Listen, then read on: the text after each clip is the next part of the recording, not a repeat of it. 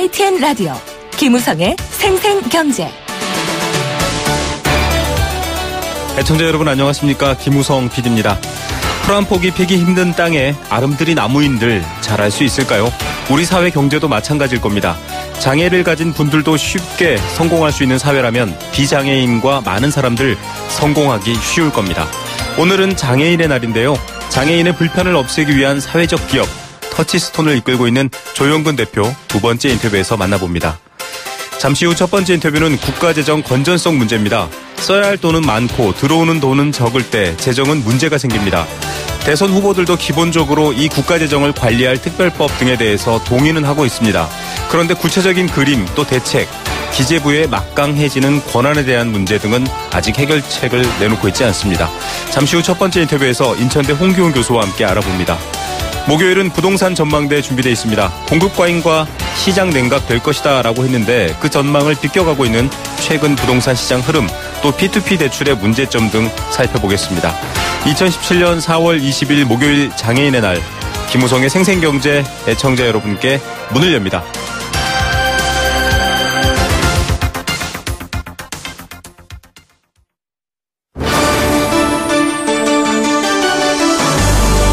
YTN 라디오 김우성의 생생경제.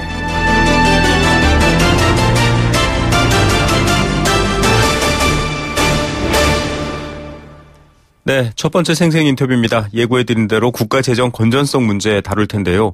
고령화로 인해서 나가야 할 돈이 많습니다. 연금 또 여러 가지 보험 비용 등이 있을 겁니다. 이런 것들이 고갈된다라는 위기 계속 저희도 전해드리고 있는데요. 국가재정을 관리할 특별법을 제정해서 위기를 극복해야 된다, 이런 목소리가 나오고 있습니다. 지난해 국가 채무를 봤더니 627조 원, GDP 대비 38%에 해당합니다. 지금 상태로는 10년도 가지 못해서 써야 할 돈을 못 쓰는 상태가 될 수 있다, 이런 우려가 나오는 거죠. 유력 대선 후보들도 이와 관련한 문제의식엔 동의하고 있습니다. 그런데 이렇게 될 경우 이 재정계획 전반 나라 살림을 책임지고 있는 기획재정부가 지나치게 많은 권한을 가질 수 있다. 또 과연 국가 재정을 꼭 여러 가지 회사 운영처럼 이 적자와 흑자의 균형을 맞춰야 하나, 이런 의문들도 많이 제기되고 있습니다. 인천대 경영학부 홍기훈 교수 연결해서 얘기 들어보겠습니다. 교수님 안녕하십니까? 네, 안녕하세요. 예, 이게 사실 기재부에서 지금 시작된 말이거든요. 국가재정 위기다, 이런 얘기가 나오고 있고 실제로 채무를 봤더니 좀 심각한 상태이긴 합니다. GDP 대비 38.3%. 저희가 이 상황을 어떻게 받아들여야 할까요? 네, 국가 채무 비율이 38.3% 어느 정도이냐를 보면 이제 OECD 우리나라도 그 OECD 중 일원이니까요. 거기 평균 116.3입니다. 그거로 보면 좀 많이 낮죠. 지금 독일이 한 75.2, 미국이 한 114.29, 그런데 일본은 무려 233.1%가 됩니다. 그런데도 불구하고 우리나라가 왜 국가 채무가 이렇게 그 문제가 될 거라 보느냐 하는 것은 우선 그 절대치도 중요하지만은 이 늘어나는 속도가 아주 급격하게 늘고 있습니다.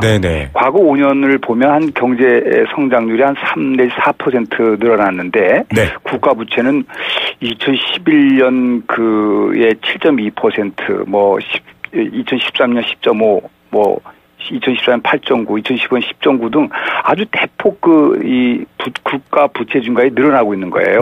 그러다 보니까 정부에서는 2060년 정도 되면 62%라 하지만 국가예산처에서는 뭐라고 발표하면 151.8%로 될 것이다. 그러니까 엄청 늘어날 것이고 그건 초고령화 사회에서 불가피하게 이제 발생하는 것이다. 그러니까 이런 국가 채무를 건전하게 유지하려고 하는 여러 가지 지금 강구를 하고 있는 것입니다. 예, 이 여러 가지 증가세라든지 속도를 보면 위험하다, 교수님께서 이제 얘기를 해주셨는데요. 대선 후보들이 지금 일단 뽑혀야 되니까 열심히 공약들을 얘기하고 있는데 항상 따라오는 말이 아니 돈은 어떻게 마련할 겁니까, 이런 얘기잖아요. 때마침 이런 시기에 기획재정부가 국가 재정을 건전하게 해야 된다, 이런 얘기가 나온 배경에 대해서 좀 궁금해하고 있거든요. 어떻게 봐야 될까요? 물론 이 재정건전화법은 오늘 어제 뭐 이렇게 나온 건 아니고요. 그렇죠. 작년 10월 달에 재정건전화법이라 해서 정부가 이 입법을 해달라고 국회에 제출을 했습니다. 네. 그러면서 두 달 있다가 작년 12월에는 그 야당을 중심으로 한 송영길 의원이 대표 발의해서 동일한 그 법 이름 재정건전화법을 이제 제출해서 네. 지금 한창 이 논의 중에 있었습니다. 네. 그래서 뭐 특별히 무슨 선거 때문에 나왔다고를 딱 얘기하기는 어렵겠습니다만 네네. 다만 그러나 지금 선거철에 상당히 지금 돈을 많이 쓰겠다는 쪽을 네네. 막 얘기를 하면서도 돈이 들어오는 어떻게 들어오겠다는 것은 그 공약 제가 어제 제가 들어가서 보니까 네네. 그 중앙선거관리위원회에 그 제출된 각 후보들의 10대 공약이 있습니다. 네네. 이 10대 공약에서 조세와 관련해서 어떻게 걷겠다고 구체적으로 얘기한 후보가 없습니다. 예. 이런 거를 보면은 지금 그 약속은 많이 하지만은 네네. 지출 약속은 많이 하지만 들어오는 약속이 제대로 돼 있지 않아서 재정에 아주 빨간불이 켜질 확률이 크다. 이렇게 볼 수는 있는 것은 사실입니다. 예, 이 열매에 대해서는 말씀들을 많이 하시는데 흘려야 될 땀에 대해서는 지금 아직 얘기를 안 그렇습니다. 하는 그런 상황입니다. 일단은 뭐 건강보험이나 국민연금 고갈설은 사실 계속 뭐 이 얘기도 벌써 몇 년째 나오고 있는 얘기긴 한데요. 이건 어떻게 봐야 될까요? 사실 이건 국가가 좀 빚을 지더라도 뭐 빚이 지금보다 훨씬 더 이 선진국 수준으로 높아지더라도 이거는 그냥 고갈된다라는 위험보다는 계속 국가가 좀 빚을 지더라도 줘야 되지 않냐 이런 식으로 보기도 하던데요. 물론 그 연금, 각종 연금이라든지 의료보험 같은 사회보험 같은 이런 것들에 대한 궁극적인 그 책임은 국가가 어느 정도 져야 된다고 생각을 합니다. 네네. 따라서 이러한 것이 이제 물론 국민들도 이제 일부 부담을 다 하죠. 연금도 내고 그 부담금도 내고 보험료도 부담금 내는데 네네. 다만 이제 궁극적으로 잘 안 되고 이게 사회보험성 성격이 있어서 낸 만큼 받아가는 것도 아니거든요. 네. 따라서 이러한 것은 궁극적으로는 국가가 책임진다. 그럼 국가는 뭘 갖고 하느냐? 세금 가지고 하는 것이거든요. 네. 따라서 이 세금이 미래에 어떻게 거쳐 들어올 것이라는 추세와 예측, 그리고 어떻게 지출될 것이냐에 대한 쪽의 입장에서 이 균형이 필요한데 네. 지금 같아서는 지금 균형이 이루어지지 않을 것으로 보이는 것이 일반적이기 때문에 네. 아주 지금 급한 어떤 국가적인 재정 건전화를 위한 노력이 지금 필요한 시점이다 이렇게 볼 수가 있습니다. 네, 고령화부터 시작해서 앞서 말씀하신 재원 조달 방안에 대한 희박한 상황들까지 고려하자면 지금 좀 문제가 심각하다라고 받아들여야 된다 이렇게 봐야 될 것 같고요. 그렇습니다.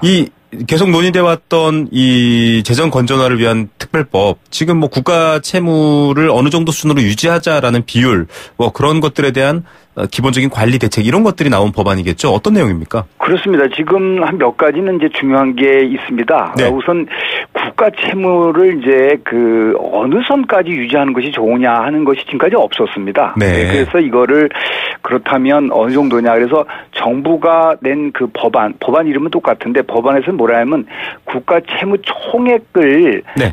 각 연도의 GDP의 45% 이하로 묶자 이렇게 네. 하는 것입니다. 네.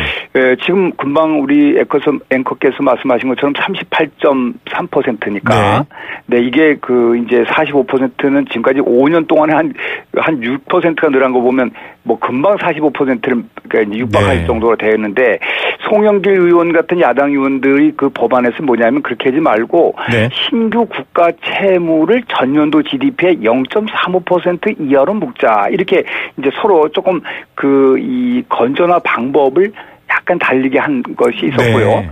그다음에 이제 주요한 것은 재원 조달 방안을 페이고라고 영어로 얘기를 하는데 네, 쓸 돈을 마련해 놓고 그렇죠. 쓸 돈을 마련해 놓고 입법을 하라. 네네. 그런 내용들을 적시해내라. 이런 게 있고 또 관리재정 수지를 GDP 대비 3% 내로 묶자 등 하여튼 재정 건전화를 위한 노력을 지금 하는 것이 재정 건전화법이다. 이렇게 볼 수가 있겠습니다. 예, 일정 수준 이하로 국가가 지고 있는 빚 또 여러 가지 채무에 대한 부분들을 부담을 줄이거나 관리하자 이런 얘기인데. 그렇습니다. 예, 지금 뭐 일단은 앞서도 교수님하고 한번 잠깐 얘기했지만 이 후보들이 계속 재정 역할 확대를 내세우고 있습니다. 올해도 사실은 재정 조기 집행 얘기가 나왔었고요. 그런데 돈은 말씀하신 것처럼 세금이라고 한다면 결국은 법인세를 인상하거나 소득세를 인상하거나 이런 얘기가 진행돼야 될 텐데요. 조심스럽고 좀 부정적인 인식이 있어서 말은 안 나오고 있는데 교수님 어떻게 보십니까? 법인세나 소득세 좀 올려야 될까요? 지금 이제 우리 주요 대통령 후보들의 의견을 보면 대체적으로 법인세를 25%로 올리자 이렇게 하는 것이고, 지금 자유한국당의 후보는 이제 그 법인세를 지금까지도 그렇게 새누리당이 있을 때도 주장해 왔습니다만 법인세를 올리는 것은 좀 문제가 있지 않느냐 이렇게 이제 나와 있는 것입니다. 그러면서도 공통적인 거는 고소득자에 대한 세금을 좀 다 하는 것이고요. 그 다음에 부동산 보유세를 좀 올리자고 하다가 엊그저께 지금 문재인 후보와 안철수 후보는 좀 유보적인 얘기를 이제 했습니다.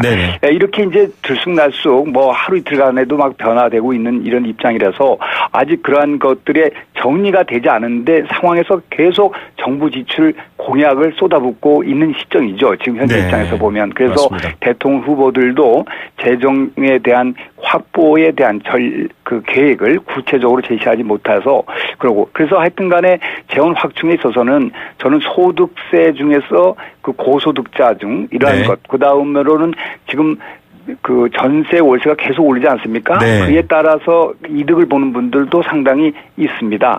이런 분들이 지금 비과세에 대한 부분도 과세 이런 걸 검토할 필요가 있겠다 이렇게 볼 수가 있습니다. 예.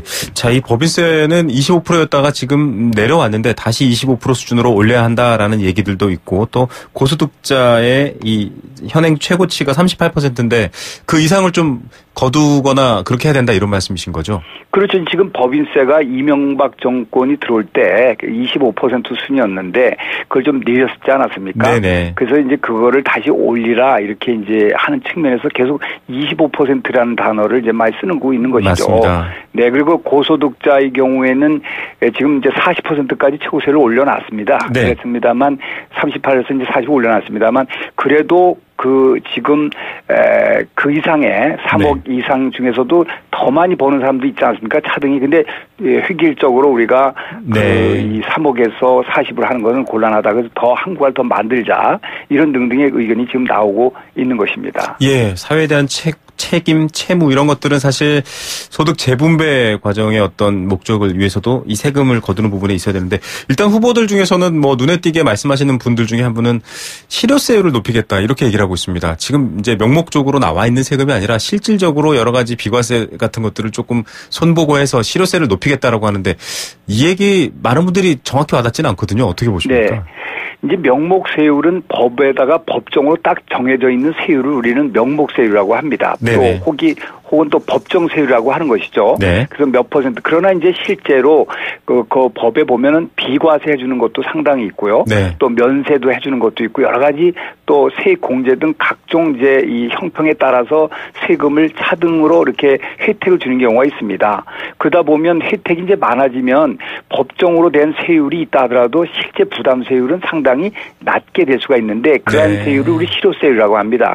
그러니까 많이 깎아주고 이런 것이 있으면 이걸 합리적인 조정을 통해서 불합리한 걸 조정해서 세율이 실제 부담하는 세금이 더 늘어나겠다는 게 실효세율인데 그것도 한 일종의 증세라 볼 수 있는 것입니다. 따라서 이러한 것들을 말만 추상적으로 얘기를 하지 실효세율이라고만 그러지 구체성을 제시하지 않는데 그거 아마 표에 의식해서 각 계층에 대한 방어적 차원에서 구체적으로 제시하지 않고 있지 않느냐 이렇게 볼 수가 있습니다. 예, 표보다 중요한 게 정말 나라 살림인 것 같습니다. 교수님 오늘 말씀 감사드립니다.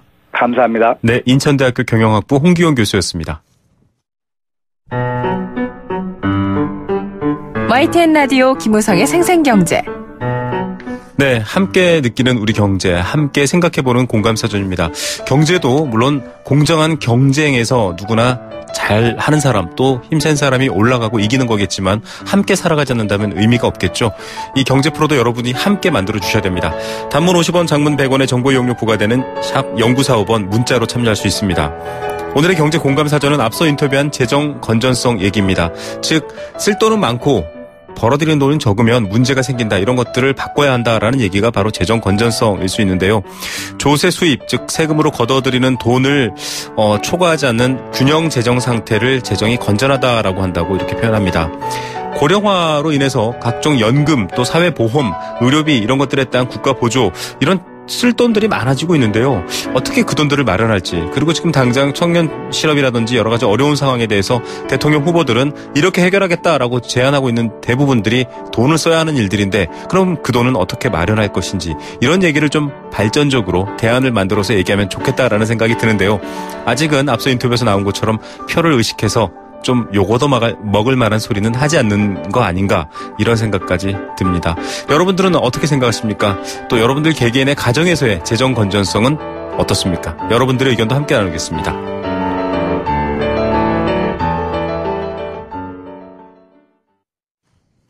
생생경제 일부 포스코와 함께했습니다. 캠페인 2개 듣고 경제 톱뉴스 시작합니다.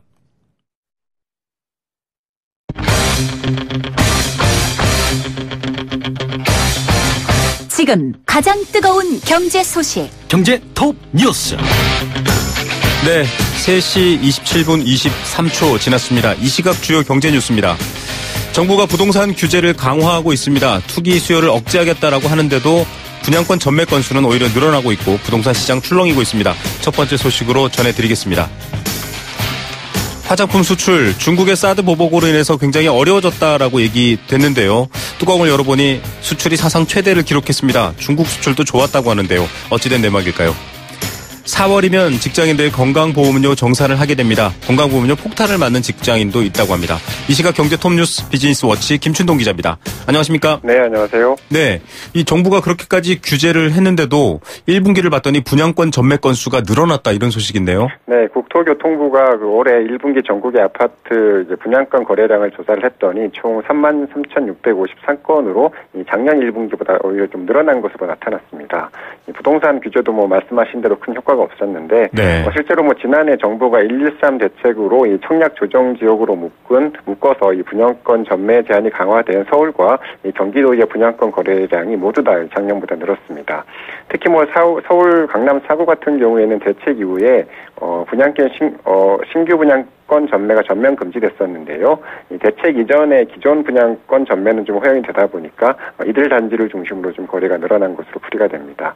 최근 1, 2년 새 신규 아파트가 많이 분양된 경기도도 올해 1분기 분양권 거래량이 무려 32%나 급증을 했습니다. 예, 이 경제 상황 또 개인 소득 나아지고 있지 않다고 하는데 왜 이럴지 모르겠습니다. 부동산 경기도 보니까 안 꺾이고 있네요. 네, 아직은 좀 그런 것 같은데요. 당초 113 부동산 대책과 함께 미국의 금리 인상, 또 대출 규제 강화 등의 영향으로 이 주택 시장이 위축될 것이라는 예상이 많았습니다.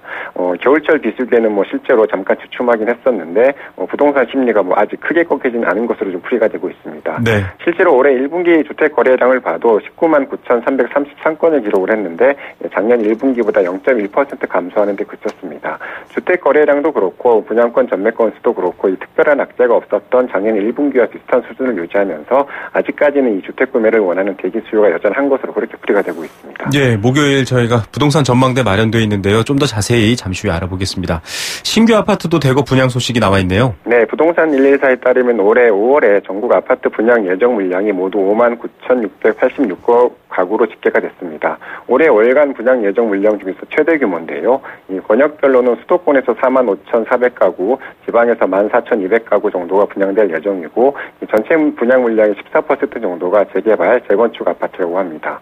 5월 9일 대선 영향으로 이 4월 분양 계획이 좀 미뤄지면서 이 대선 후로 분양 물량이 좀 집중된 것으로 풀이가 되고 있습니다. 네. 자, 지난해 화장품 수출을 봤는데 안 좋을 거라고 생각했거든요. 네. 사상 최대를 기록했네요. 네, 국산 화장품이 기초 화장품 제품을 중심으로 수출이 계속 좀 호조를 보이고 있습니다. 관사청에 따르면 지난해 주요 화장품 수출액이 34억 4,600만 달러로 집계가 됐는데요. 네. 이 전년보다 40% 넘게 급증하면서 사상 최대 규모를 기록을 했습니다. 5년 전인 2012년에 8억 3,100만 달러 정도였으니까 4배 이상 늘어난 겁니다. 올해 들어서도 수출이 좀 계속 좋은데 1분기까지 누적 수출액이 19억 3,500만 달러로 작년 1분기보다 35% 넘게 늘었습니다. 있습니다. 이 품목별로 보면 기초 화장품 제품이 절반 정도 되고요. 메이크업용 제품과 이 눈 화장용 제품 등이 그 뒤를 잇고 있다고 합니다. 예, 사드 보복 때문에 뭔가 이 중국이 최대 판매처인데 안 좋다라고 생각했는데 네. 중국도 좋았다고요? 네, 국가별로 보면 이 중국이 전체 수출액의 36%인 12억 4,400만 달러를 기록을 했는데 5년 전과 비교하면 6배 이상 늘어난 겁니다. 뭐 사드 효과는 별로 없었고요. 지난해 이 중국 정부가 고가 화장품에 대해서 소비세를 절반으로 낮추면서 이 국산 기능성 화장품 수출이 좀 많이 늘어난 것으로 풀이가 되고 있습니다. 중국에 의해서 홍콩과 미국 또 일본 등도 이 국산 화장품 수출이 많았고요. 특히 최근에는 이 화장품의 본고장이라고 할 수 있는 유럽연합으로의 수출도 많이 늘고 있는데 네. 지난해 프랑스와 이탈리아를 비롯한 유럽연합으로 이 화장품 수출액이 8,600만 달러를 기록을 해서 5년 전과 비교해서 350% 가까이 늘었다고 합니다. 네, 반가운 소식인 것 같습니다. 자, 4월에 건강보험 정산하시는 분들 많은데 직장인들 중에서 건보료 폭탄을 맞는 분도 있다고요? 네, 국민건강보험공단이 직장인의 지난해 건강보험료를 정산을 했는데 총 1조 8,293억 원을 추가로 준수해야 하는 것으로 나타났습니다. 정산 대상 직장인은 모두 1,399만 명인데요. 이 중에서 844만 명은 1인당 평균 13만 3천 원씩 더 내게 됐습니다. 건강보험료가 오른 건 지난해 이 보수 인상분을 반영한 건데 네. 반대로 이 보수가 내린 278만 명 정도는 이 평균 7만 6천 원 정도로 돌려받는다고 합니다. 직장 가입자의 건강보험료는 이 당월 보수의 보험료율을 곱해서 산출을 하는데 보험료율은 6.12%고요. 근로자와 사용자가 반반씩 나눠서 냅니다. 정부는 2015년에 보수를 기준으로 2016년에 건강보험료를 부과한 후에 2016년에 최종적으로 받은 보수를 기준으로 보험료를 좀 사후에 정산하게 되는 그런 조처를 밟게 됩니다. 네, 이달에 이 보험료 내야 되는 거죠? 네, 맞습니다. 정산보험료는 4월분 보험료와 함께 이달 25일에 고지가 되고요. 5월 10일까지 납부를 해야 됩니다. 다만 내야 되는 정산보험료가 4월 보험료보다 많으면 이 10회까지 나눠서 낼 수가 있고요. 네. 또 환급받는 경우에는 4월분 보험료에서 환급분을 뺀 금액만 납부하면 됩니다. 정산보험료는 작년에 냈어야 할 보험료를 한꺼번에 몰아서 내는 거라 이 보험료 인상과는 상관이 없는데 그래도 이 한꺼번에 정산이 이루어지다 보니까 직장인들에게는 좀 다소 부담이 될 수 있는 금액이라고 할 수가 있습니다. 네. 자, 이 암을 비롯한 4대 중증 질환에 대해서 건강보험 보장률 봤더니 80%다. 꽤 괜찮은 건가요? 네, 괜찮은 편으로 좀 나타났는데 4대 중증 질환은 암과 심혈관 또 뇌혈관, 희귀 난치 질환 등을 말하는데 국민건강보험공단에 따르면 2015년 기준으로 이 4대 중증 질환에 대한 건강보험 보장률이 79.9%로 나타났습니다. 2014년 77.7%와 견져보면 2.2%포인트 오른 거고요. 이 건강보험 보장률은 이 전체 병원비 가운데서 이 건강보험에서 내주는 돈의 비율을 말합니다. 병원비가 100만 원 나왔다면 환자가 20만 원만 냈다는 뜻입니다. 네. 이 4대 중증 질환 외에도 병원비가 많이 나오는 백혈병과 췌장암, 또 에이즈 같이 상위 30개 질환에 대한 건강보험 보장률은 77.9%였는데요. 역시 좀 전년보다 좀 오르는 추세를 보였습니다. 네. 오늘의 톱뉴스 어떤 것 고르시겠습니까? 네, 화장품 수출 기사를 꼽고 싶은데요. 네. 중국의 사드 보복 조치에도 화장품 수출은 좀 꺾이지 않았고 오히려 좀 수출국 확대와 함께 시장 다변화에 나서고 있는 모습을 보여주고 있는데 중국의 이 사드 횡포에 맞서서 우리 경제가 좀 나아가야 될 방향성을 보여주고 있지 않나 이런 생각이 좀 들었습니다. 예, 화장품의 본고장까지 이 위세를 떨치고 있다고 하니까 참 반가운 소식입니다. 오늘 뉴스 감사드립니다. 네, 감사합니다. 네, 비즈니스워치 김춘동 기자였습니다.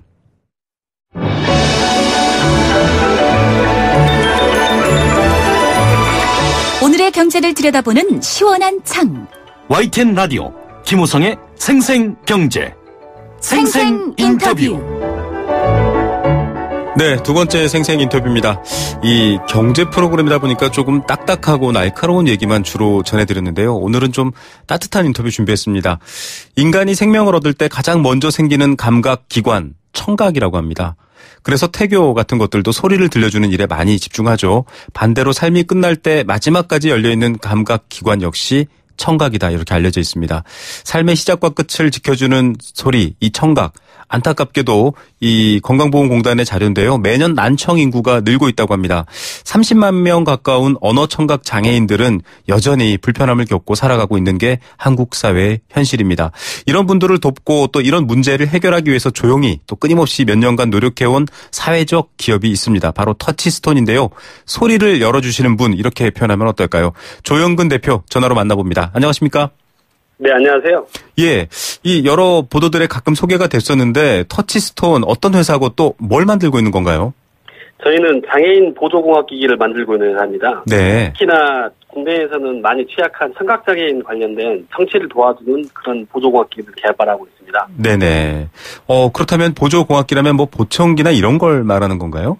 예, 저희는 보청기를 끼고 있는 그리고 인공아우 수술을 해서 인공아우나 보청기를 통해서 소리를 듣고 있는 분들이 네네. 특정한 상황에서는 소리를 잘 들을 수 있지만 네. 그분들이 더 잘 들을 수 있는 보조공학기들을 말씀드리는 거고요. 네네. 텔레코일 시스템이라고 통칭되어 있고 이러한 서비스가 되어 있는 곳들을 텔레코일 존 이렇게 부르고 있습니다. 예. 자, 기본적으로 인공적으로 소리를 잘 듣게끔 수술을 받거나 내지는 기기를 착용하는데 그것만으로 부족하기 때문에 텔레코일이라는 기술을 적용해야 되는 건데 이게 살펴봤더니 해외에는 아주 보편적이고 중요한데 우리나라는 아직 제대로 안 돼 있다 이렇게 알려져 있더라고요. 어떤 상황입니까? 네, 우리나라가 장애인 편의시설이라고 하는 부분에서 전 세계적으로 봤을 때 나쁘지 않은 수준에 많이 되어 있고요. 특히나 지체장애인, 그다음에 시각장애인 분들이 네. 보행을 하는 데는 아주 세계적인 수준에서 아주 높은 수준으로 되어 있는데. 아, 그렇군요. 예. 시각장애인 분들이나 청각장애인 분들이 정보를 습득하는 부분에서는 좀 많이 취약한 상황이 좀 있습니다. 네. 특히나 이제 극장이라든지 영화관, 아니면 민원을 상담한다든지, 즉, 청각장애인 분들이 소리를 통해서 정보를 전달을 받아야 될 때, 네. 그럴 때 좀 듣기가 어려운 부분인데, 이러할 때 좀 도움이 되는 청각장애인 편의시설, 즉 텔레코일 존이 좀 취약한 상황입니다. 네. 해외 사례를 좀 예를 들면 쉬울 것 같은데 외국은 그러면 뭐, 약국이나 중요한 어떤 민원 기관에는 그런 텔레코일 존, 즉 청각장애인들이 소리를 더 깨끗하게 들을 수 있는 그런, 뭐랄까요? 편의시설이 다 구비되어 있는 건가요? 네네네.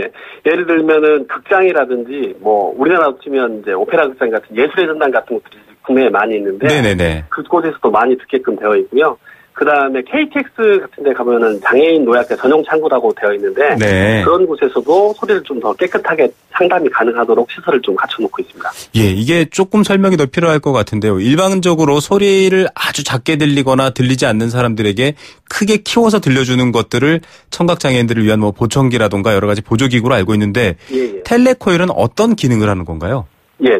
일반적인 보청기나 인공화우는 소리를 크게 들려주는 거에 좀 중점을 두고 있고요. 네. 근데 소리가 크게 들린다는 게 잘 들린다고 볼 수는 없는 게 네네. 주변의 소음이라든지 듣고 싶지 않은 소리까지 같이 크게 해주기 때문에 네. 저희 텔레코일 시스템은 상담 또는 뭐 영화 생활할 때 음악이라든지 영화 극장에서의 이런 소리들을 네네. 선별적으로 원하는 소리만 크게 들을 수 있도록 해주는 장치입니다. 아, 중요한 얘기네요. 크게 듣는 게 중요한 게 아니라 듣지 말아야 될 소리까지 다 같이 커지기 때문에 제대로 듣게 해주는, 정말 제대로 듣게 해준다 이런 의미인 것 같은데. 네, 그렇습니다. 이게 보청기 인공화우가 크게 듣게 해준다고 하면 저희 텔레코일 장치는 잘 듣게 해주는 장치라고 보시면 됩니다. 예, 이게 정말 중요한 기술이군요. 이게 해외에는 있는데 국내에 없어서 지금 이제 조영근 대표께서 개발하고 직접 생산하고 계시는 건가요? 네, 그렇습니다. 네.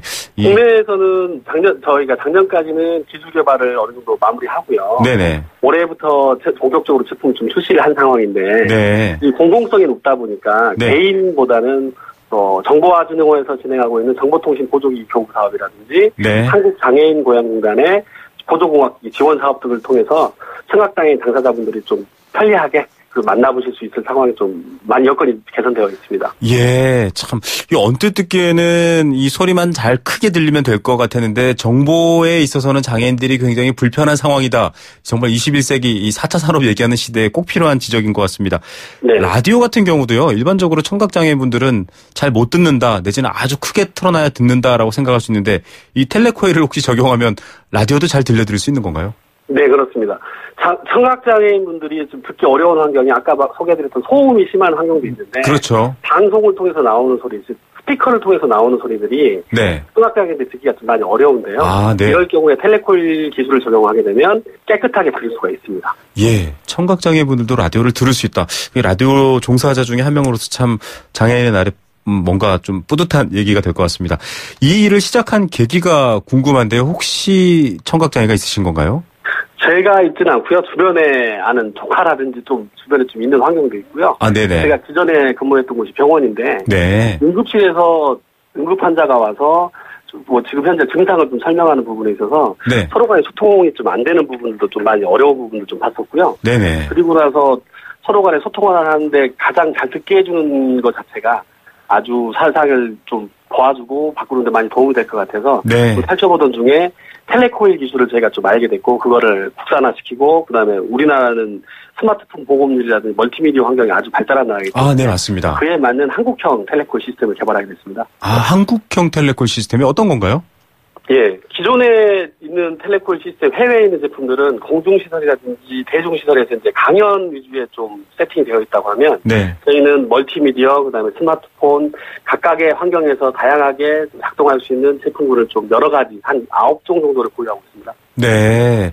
자, 이렇게 요즘 뭐 스마트폰이라든지 이런 것들 추세에 맞춰서도 또 개발을 하고 계시는군요. 뭐 여러 인터뷰를 봤더니 장애인이 성공하는 사회라면 모두가 성공할 수 있다. 이런 말씀도 하셨더라고요. 어떤 의미인가요? 이게 사회라는 게 누군가에게는 성공할 수 있는 기회가 많이 있고 누군가에도 적다고 느끼시는 분들이 많은데요. 특히나 그런 걸 많이 느끼시는 분들이 장애인 분들이실 거고요. 네. 그분들이 장애인들도 충분히 성공할 수 있는 사회가 된다고 하면 누구든지 다 성공을 할 수 있다. 그런 의미로 받아주시면 될 것 같습니다. 예. 예례로 제가 이제 좀 후원 또는 이제 같이 케어하고 있는 친구 중에 한 명이 네네. 대학을 좀 가게 됐어요. 근데 네. 보통 인공화호를 수술하고 있다 보니까 영어 듣기 평가라든지 인터넷 강의 같은 게 좀 어렵지 않습니까? 네네. 그러다 보니까 저희 제품을 좀 지원을 해서 공부를 하게 됐고요. 네. 원래는 장애인이라고 하면 어쩔 수 없이 소아통역과라든지 맞습니다. 장애인분들의 관련된 학과를 좀 고민하고 있던 친구가 제가 하는 일에 좀 영향을 받아서 전자공학과에 좀 진학을 하게 되는 꿈을 꾸게 됐어요. 예. 그런 걸 할 때 장애인들도 특정 영역으로만 들어가는 게 아니고 우리 사회 일원으로서 일상이 회복되고 학습 환경이나 사무 환경이 좀 회복이 돼서 같이 일원이 돼서 같이 노력할 수 있는 사회가 있으면 좋겠다. 이런 생각을 좀 하고 있습니다. 예, 그냥 소리를 잘 듣게 도와주시는 분이 아니라 정말 따뜻한 소리를 듣게 해주시는 분이다. 이런 생각도 듭니다. 관련해서 여러 가지 이제는 출발 단계고 아직 사회적 기업이지만 앞으로 또 계속 다른 일들을 해나가실 것 같아요. 계획들 어떻습니까? 예, 장애 관련돼서는 어느 사회나 마찬가지지만 1차적으로는 의식주부터 해서 그 다음 단계는 이동편의 그 다음은 정보 접근성 이렇게 좀 많이 좀 확장되고 더 좋은 방향으로 나아가고 있는데요. 네. 최종적으로 저희는 현재 정보 접근성 분야에서 좀 많이 좀 노력을 하고 있는 기업이고요. 네. 앞으로는 장애인분들의 여가 활동이라든지 이런 부분들을 스마트 기기에서는 많이 제약들이 있거든요. 네. 정보 접근과 합쳐서 엔터테인먼트 혹은 여가까지도 할 수 있는 그런 기반들을 좀 만들어보고 싶은 꿈이 있습니다. 예, 단지 움직이고 걷고라는 문제가 아니라 그것도 중요하지만 정보에 있어서 장애인들의 권리 또 여러 가지 필요 불편들을 해결해 주시는 분이라는 생각이 듭니다. 계속 응원 드리고요. 오늘 인터뷰 감사드립니다. 네, 감사합니다. 네, 사회적 기업이죠. 터치스톤의 조영근 대표였습니다.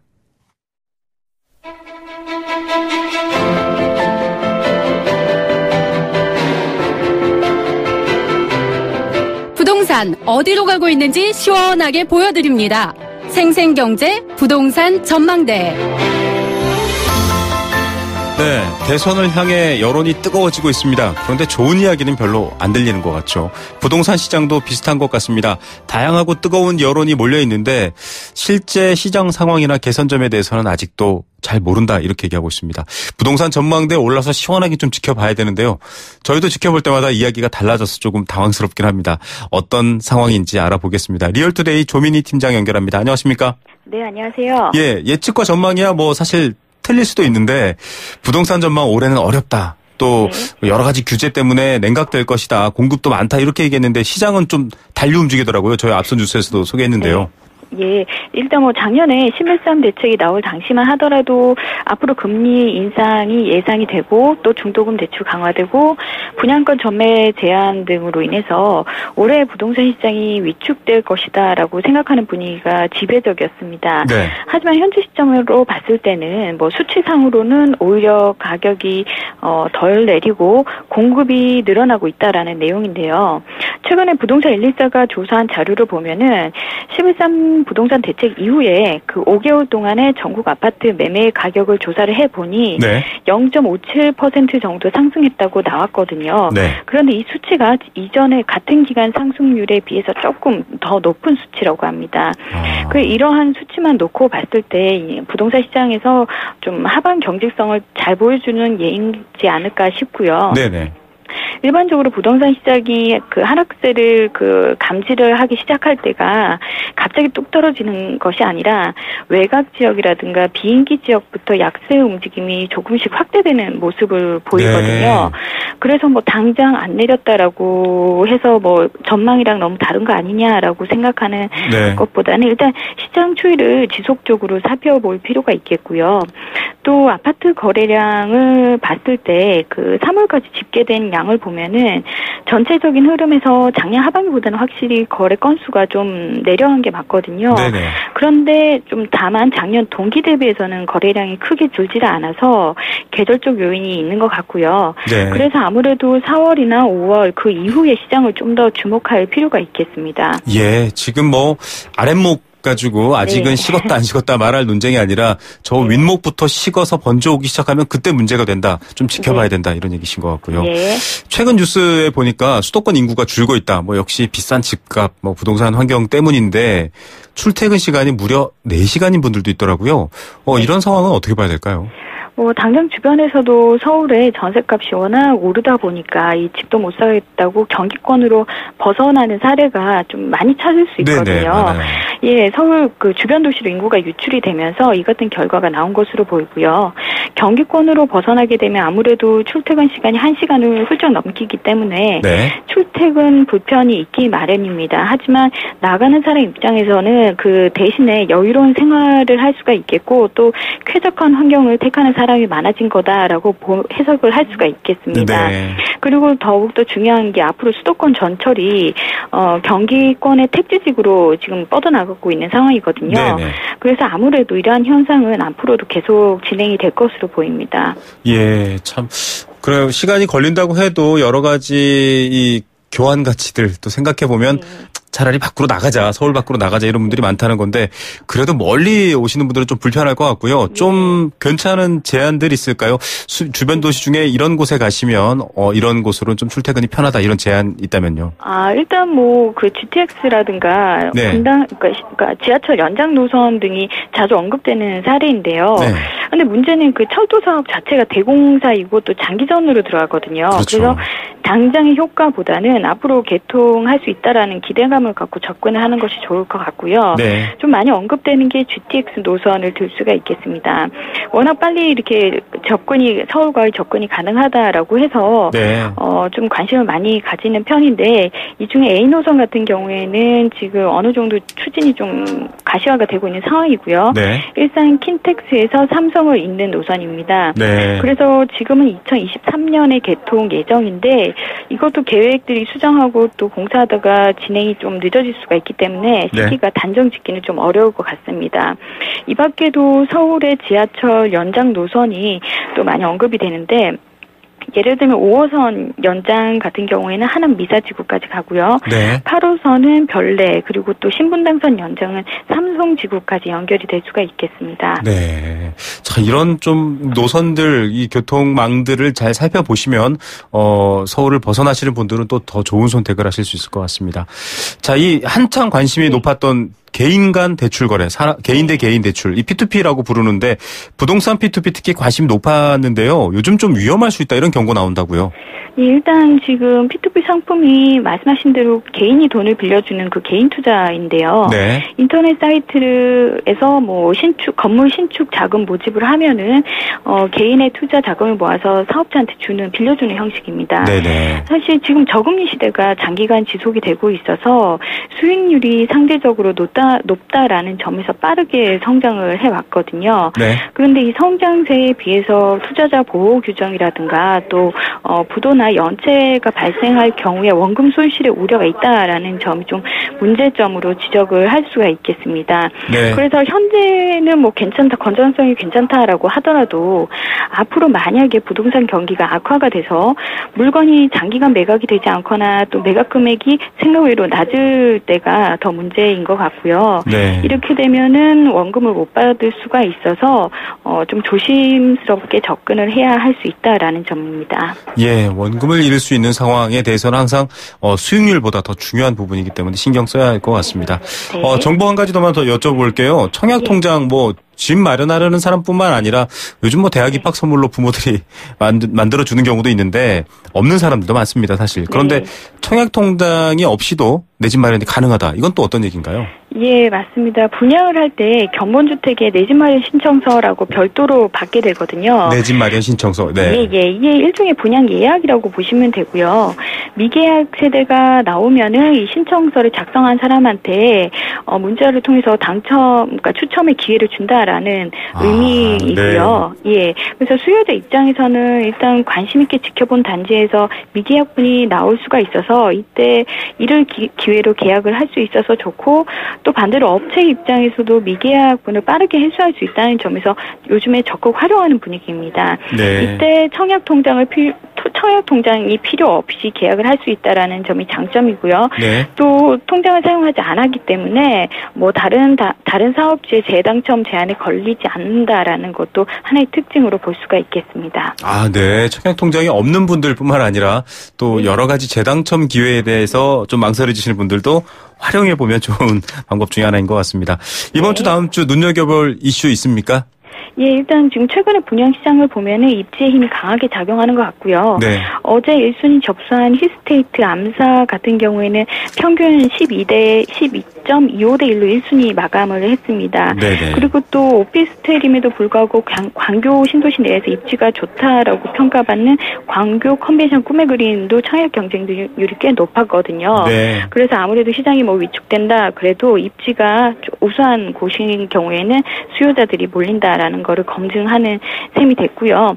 또 내일 견본주택 문을 여는 곳도 있어서 눈여겨볼 만합니다. 네네. 경기권에서는 고양 삼송지구에서 사실상 마지막 민간 아파트 물량인 삼송 2차 원흥역 동원 로열 두쿠 비스타가 있겠고요. 네. 또 세종시에서는 힐스테이트 세종 리버파크, 그리고 또 영남권에서는 신진주 역세권 꿈의 그린 등이 나올 예정입니다. 예, 이 정보들 꼼꼼하게 잘 챙겨보시기 바랍니다. 오늘 말씀 감사드립니다. 예, 감사합니다. 네, 리얼투데이 조민희 팀장이었습니다. 네, 생생경제 포스코와 함께했습니다. 오늘 국가재정 건전성 문제 이슈로 다뤄봤습니다. 돈을 쓰는 것과 돈을 버는 것, 어떤 걸 더 잘해야 될까요? 지금 쓰고 있는 것들, 복지 지출들 제대로 되고 있는지 잘 따져서 새는 곳은 없는지 꼼꼼하게 따지는 것부터 시작돼야 되지 않을까요? 개인은 모르겠지만 나라는 돈을 버는 것보다는 돈을 쓰는 걸 더 잘해야겠다라는 생각 많은 분들이 공감하실 것 같습니다. 내일 오후 3시 10분 1시간을 써도 아깝지 않을 생생경제 준비해서 찾아오겠습니다. 김우성의 생생경제였습니다.